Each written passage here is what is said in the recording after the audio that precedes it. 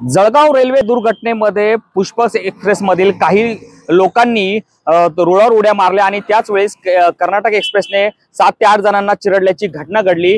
या railway Pushpak railway मधील काही प्रवासी आता आपल्या सोबत आहेत। आपण जाणून घेणार आहोत नेमका काय घटना घडली होती। मला सांगा काय घटना घडली होती, नेमका काय प्रसंग होता तो?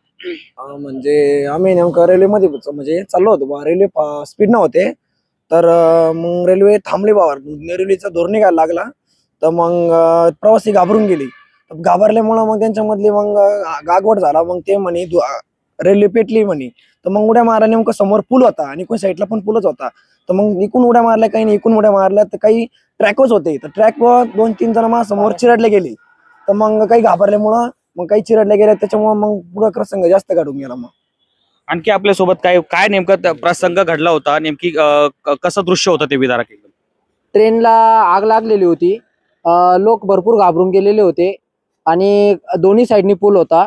तर मग काही जणांनी ऑपोजिट साईडनी उड्या मारल्या, त्याच्यामुळे पाठीमागून येणं कर्नाटक एक्सप्रेस हिने जोरात असा हादसा झाला आणि त्यात खूप लोक चिरडले गेलेले आहेत। किती लोक चिरडले असेल एक तुमचा अंदाज? त्याचा अंदाज ते लाईव्हला दाखवत आहे 7-8, पण तरी आम्हाला नाही सांगता येणार याच्यामध्ये। जास्त लोक पण असू शकतात। हो, जास्त लोक पण असू शकतात।